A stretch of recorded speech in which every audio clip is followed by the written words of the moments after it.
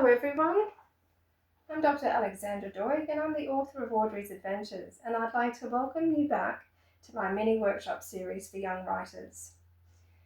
Today we're going to take a simple noun and we're going to create a whole story around this noun.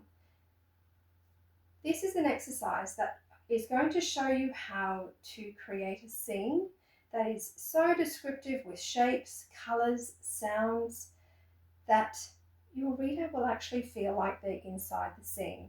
This is a really important skill as a writer, especially when you're writing a whole book, because you can actually take your reader on a real adventure where they can go from scene to scene and imagine it so clearly that they can imagine themselves as part of it. That is what we're trying to create. So I'm going to use the noun tree today. And perhaps in other exercises we'll revisit this in the future and we'll use a whole series of nouns. But we'll start with the noun tree, and I've chosen this noun for a particular reason. Everyone knows what a tree is. Everyone has seen an unusual or has a favourite tree, and I can actually use a picture as I go. So we're going to do things slightly different today. We're not going to write a story. That will be for the next workshop. Today we're going to just do dot points as we describe the different parts of the tree. Now, this particular tree has a trunk. What does the trunk look like? How can I have my reader build this picture in their imagination from what I'm writing? So this particular tree that I've chosen to write about, it has a knobbly trunk, and it's an old tree. So those two words immediately tell me that the tree is crooked and that it has lumps and bumps on it and that it's old. It's been there for a long time. What colour is it? I'm going to say that it's mixtures of brown and throw in an extra dash of colour. It is moss covered. This also gives your reader an idea of the age of the tree as well. To add an element of excitement, I'm going to also mention that there's a hollow in the tree. Now this will take your reader to a different level of imagination that you don't even have to describe, because they will automatically picture an animal inside that hollow, and they will try to think, well, is it a squirrel, is it an owl, is it a bird, okay, or a woodpecker? So these are 4 dot points that we will be able to create into probably a paragraph when we do write our story based on the dot points that we put together today. Now, the next part of the tree that I'm going to describe are the roots, okay? Now, my tree has roots, and the roots sprawl across the ground.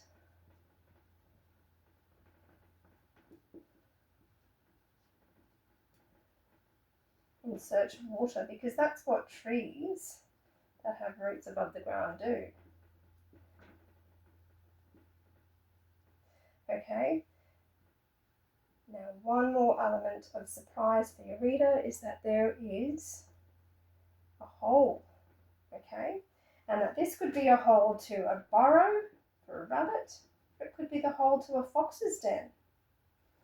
Okay, we're just building on some imagery here so that we can have lots of ideas that will also help our creation or our creative juices flow as we're writing the story. What's another part of a tree? We've got the branches, and of course we have the leaves. Now we're moving into autumn where I live, and so I'm going to keep in theme with that, and we're going to have a deciduous tree that we're describing. That is one that loses all of its leaves during autumn so that it's bare in the winter months. So if we talk about the leaves of this tree, I'm going to say that they're flame shaped. Again, it just takes my reader into a shape, colour connection that they can create in their own imagination. We'll talk about a colour, and I'm going to say that they are changing between green to yellow to red. We can say that they're falling gently as well, so that enables us to picture action within the story. And then finally, we can bring a sound into the story as well, so we can say that they're crunching under my feet.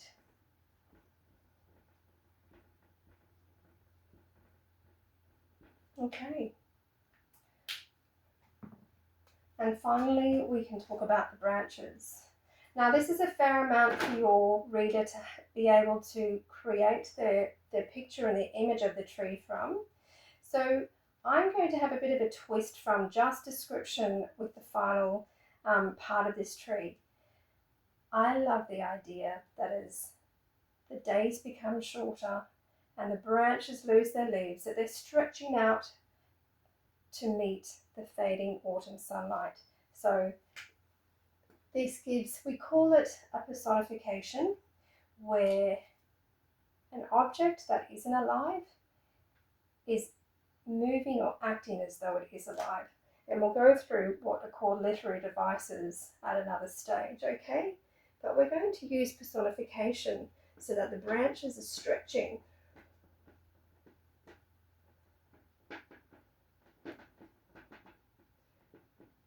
To greet the fading autumn light, or sunlight, sorry.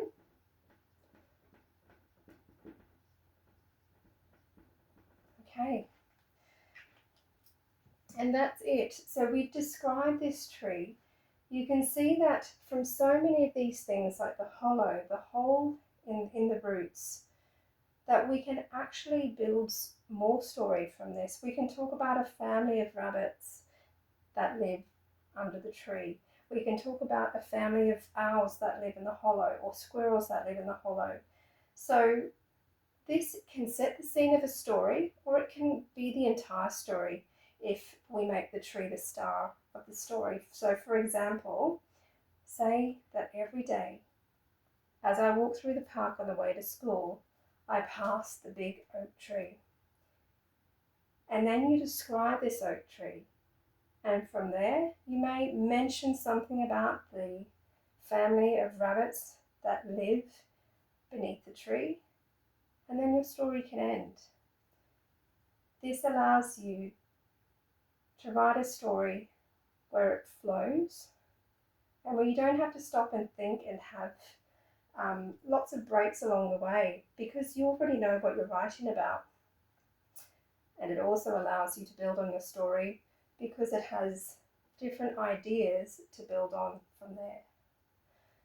So what I'd like you to try and do, or I'd like to encourage you to do, is to actually write your own story.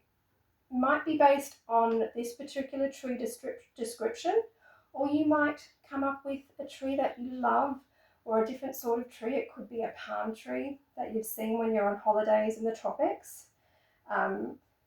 or it could be a pine tree in the middle of a forest. Whatever it may be, describe your tree, write a story, even if it's just a paragraph, and please send it to me, because I would love to hear your stories and read your stories. What I'm going to do is, in my next mini workshop, we're going to actually write the story together. So you can actually see how, from these basic points about the different parts of the tree, we can write a story that your reader is going to love. Okay, that's it for today.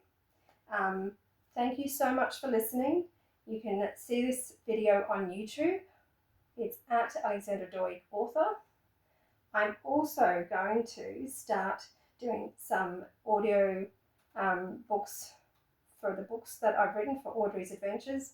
So please listen out for when those are available. I'd love you to hear them if you haven't already read them. I'd also like to mention that when I was probably 5 or 6, the way that I learnt to read was listening to an audiobook of a book that I had at home.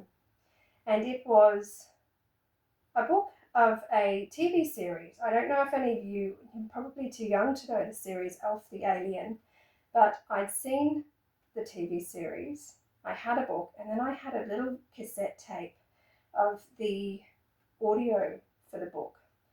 And it was an incredibly efficient and wonderful way to learn how to read because I was listening, I was reading, but I also had the visual of the different voices that I'd seen on the TV show. And I really would say that I encourage you to learn to read in this way, or at least to add it as a technique to learn to read, because it familiarizes you with flow, it familiarizes you with different vocabulary so that you don't mispronounce it. And therefore, because you're not focusing so much on what the word is in front of you, you can also look at the spelling. Just a few extra handy tips there. But that's it for today. Thank you so much for joining me, and goodbye for now.